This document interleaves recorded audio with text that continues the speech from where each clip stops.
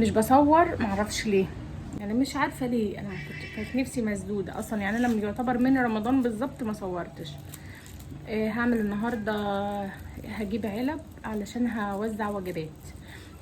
دي كنت بجهز لها بقالي فتره، يعني هو انا وحد ساهم معايا بحاجه، فانا هعمل قد ما قدرت، يعني ان شاء الله ربنا يديني واعمل اكتر، اعمل وجبات اكتر واوزع كل شويه، يا رب يا رب. فخليكم معايا للاخر. هنا حاطه الحله على النار عشان هسلق اللحمه.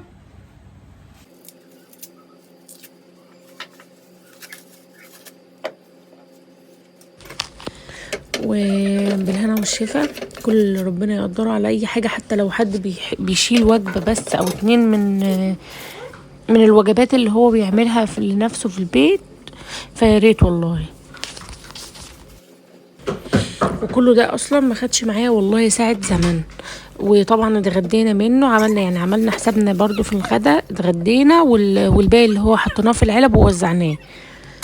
ففي ثانيه يعني انا كانت ايد يعني حطيت 3 حلل، قصدي حلتين. الحله اللي حطيت فيها اللحمه، والحله التانية اللي حطيت فيها عملت الرز، والصينيه اللي عملت فيها طاجن البطاطس. كله مجرد ما اللحمه اتسلقت كنت اصلا خلصت الرز وخلصت البطاطس. يعني حرفيا بحس ان الواحد يعني لما بيعمل حاجه لله بيبقى فيه طاقه، او بيبقى فيه صحه زياده فعلا. يعني الحمد لله. والاكل طبعا طعمه بيبقى غير اي اكل احنا بنعمله لينا في البيت. ما تنسوش بس تشجعوني قبل اي حاجه كده، تعملوا لي لايك حلوه كده وكومنت حلو. ان شاء الله يعني نكمل ونستمر مع بعض. شجعوني بقى، بلاش تكسروا مقاديف الواحد. عشان احنا برضه هنتغدى منها.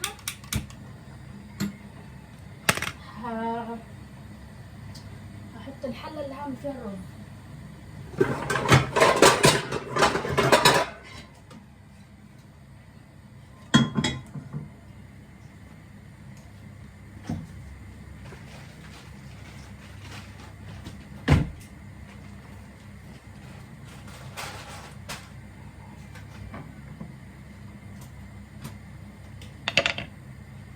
بتعمل ايه يا احمد؟ خدوا بالكم، انا هنا كنت نزلت اجيب العلب، سبت اللحمه على النار ونزلت جبت العلب وجيت ورجعت. فاصلا لقيت اللحمه كده، يعني اللي هو بقى في شوربه يعني. فعملت الرز، ودي الصلصه هفكها علشان اعمل طاجن البطاطس. هتشوفوا انا بعمله.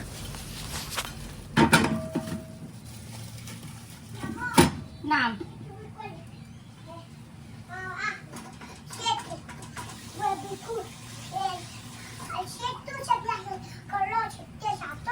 جديدة.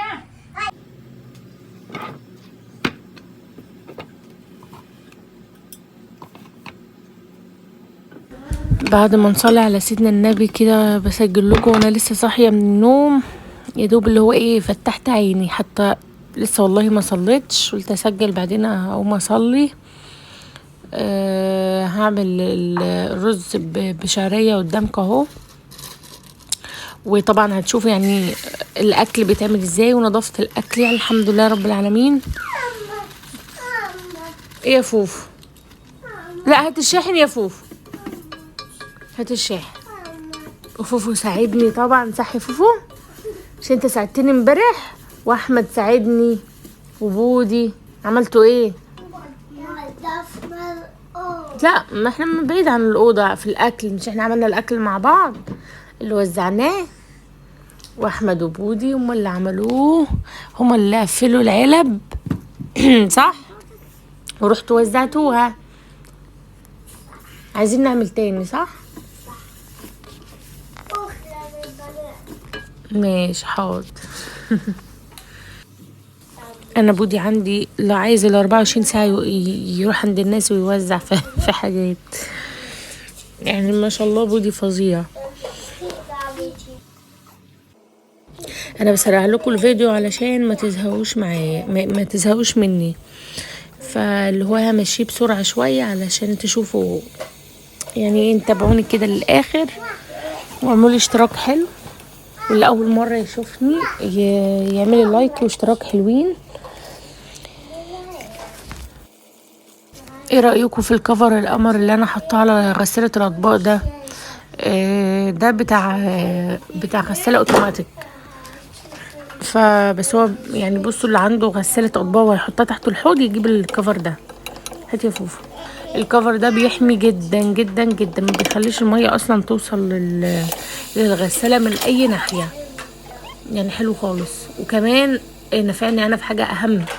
الاستاذ فوفو لما بحط المواعين في الغسالة فعلى طول يروح الزرار بتبقى قدامه كده تيت تيت، فغير البرنامج، وطبعا المسحوق يروح والمية تروح ونبتدي نحط مسحوق تاني من اول وجديد والكلام ده كله. لكن دلوقتي الكفر اصلا بحطه وبعدين اروح اغطي الغسالة واقفله بالسوستتين من على الجناب، ما بيعرفش يفتحه يعني. الحمد لله رب العالمين. فالحتة دي مريحاني يعني. بصوا هنا بقى البطاطس هعملها.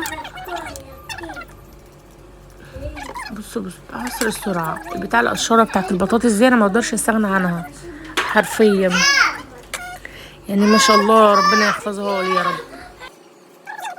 اسيبكم من الكلام اللي انا بقوله ده. وعايزين كده نصلي على النبي كده طول ما احنا قاعدين ونذكر ربنا. واللي يعني بصوا لو قدامكم اي حاجه في ايديكم ان انتوا تعملوها ما تتاخروش يعني. طبعا كلنا يعني ما فيش حد فينا الامثل، بس اي حاجه كده تشفع للواحد او تنفع الواحد في اخرته. احنا قطعت مش عارفه ايه الرياكشن اللي احنا بنعمله واحنا بنعمل يعني لما بنكون بنقطع بطاطس او بصل. ايه الرياكشن اللي بنعمله ببقنا ده؟ ايه هو الرياكشن ده؟ انا لفت نظركم ليه يعني. مش عارفه ليه بنقطع طماطم. هنا كنت عملت العلب جبتها قدامكم اهي، مش غاليه يعني، لو حد عنده يعني في متناول الجميع. وكمان حلوه لو جبتوها خليتوها موجوده. بصوا هي المفروض ان احنا بنحط اللحمه يعني لو حتت سليمه خليتوها موجوده عشان ما تكشش بقى منكم اكله وكده. ممكن تحطوا فيه وبعدين احنا بعد ما تستوي شويه فبنروح نطلعها نقطعها كده وندخلها الفرن.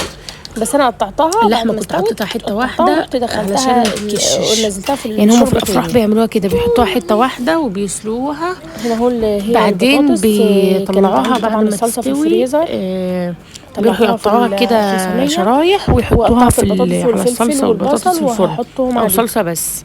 طبعا انا المفروض بحط عليها كزبره او بقدونس خضره، بس طبعا غاليه جدا. فاصلا السوق لما نزلت السوق ما اشتريتش كتير، فهكتفي ان انا هحط البصل والفلفل مع البطاطس بس، وهيطلع برضو تحفه. هتشوفوه في الاخر هيكون فظيع يعني. هنا المفروض ان اللحمه خلاص قربت تستوي والرز كان استوى، وطاجن البطاطس هعمله واحطه في الفرن، وابتدي بقى ان انا اطلع واحطه في الاطباق. طبعا الاستاذ بودي يعني مشكورا هو اللي ساعدني ان هو ينزل ويوزع وكده، هو والاستاذ مازن مشكورا برضو هما اللي بيحبوا الحاجات دي يعني. بودي هو اللي اول ما شافني جبت العلب بصل راح فرح جدا، فرح الله يا ماما، طب انا اللي هوزع، طب انا مش عارفه ايه.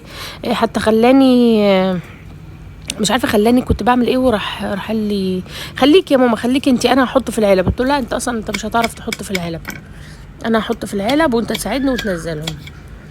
وهو دلوقتي اصلا بيزن عليا ان احنا نعمل تاني، بس هو ربنا يا رب ان شاء الله يفركها كده ونعمل تاني وتالت ونعمل على طول. بصوا الرز كان فلفل يعني الحمد لله الحمد لله. كل اللي ده اصلا شكر فيه جدا الحمد لله. تسلم ايدي والله يعني. انا عايزه اقول لكم انا اصلا ما كناش اتغدينا، كنا يا دوب فطرنا ما كناش اتغدينا، فاتغدينا من نفس الاكل طبعا. كان الاكل برضو رهيب ما شاء الله. تسلم ايدي والله. طبعا انا عايزه اقول لكم ان الفت نظركم ان المواعين اللي فوق دي كلها نظيفه يعني، لحسن تفتكروا ان هي كانت بتتصفى، فاستنيت ان هي تتصفى بعدين اشيلها كل حاجه في مكانها. او هو حرفيا المطبخ يعني مش بينضف الا لو مثلا اتغدينا في مكان بره بتاع. هو بس بيبقى الوقت اللي احنا بناكل اكلنا فيه بره وبنرجع تاني نوسخ المطبخ تاني، نعمل غدا نعمل عشاء، المهم ان لازم نوسخ المطبخ تاني.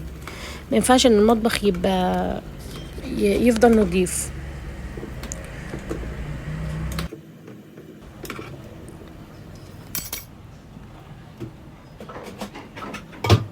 طبعا ما فيش، الصينيه كانت كبيره فما فيش غطا من الغطيان بتاع الحلل دي. بتكفي بينفع اغطي بيها يعني. الحله بتاع اللحمه دي الاكبر حله في السيراميك، فهي ما برضو يعني بتغطي الصينيه، بس طبعا انا مغطيه بيها اللحمه، فاضطريت ان انا اطلع من اللي هو الطقم الشاورما ده اغطي بيه.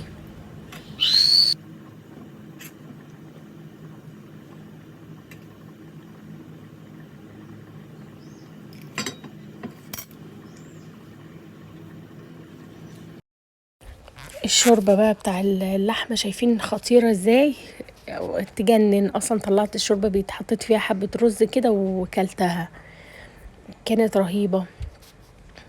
وهو الرز زي ما وريتكم واللحمة دي حاجة كده على القد يا اهو، بس ايه الحمد لله رب العالمين. يعني ان شاء الله ربنا يقدر الواحد ويعمل اكتر من كده بكتير. ف بصوا هنبتدي دلوقتي ان احنا نحط بقى. هنا ابتديت بقى ان انا نزلت كل حاجة كانت استوت وهحط في العلب، وهنبتدي ان احنا بقى ايه نوزع. اللهم صل وسلم وبارك على سيدنا محمد. وحطيت يعني كانت الكميه حلوه في البتاع ده يعني. كنت كمان برجع عليهم تاني في العلب، بس انا ايه اللي هو مشيت الفيديو في الانجاز كده عشان كنت خلاص اتحريت وكان الجو فظيع.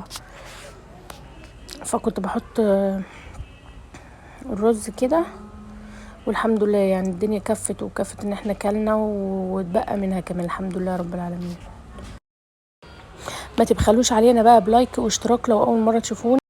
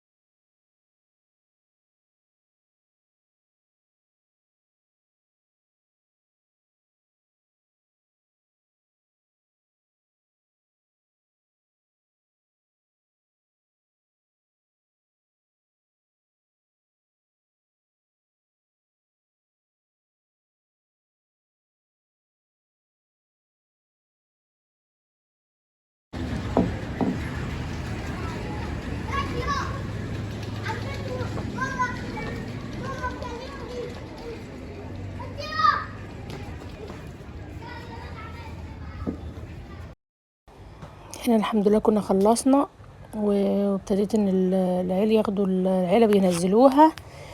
هنا بوجه التحية للأستاذ بودة، كتر ألف خيرك يا بودي، عقبال فرحك يا رب انت واخواتك.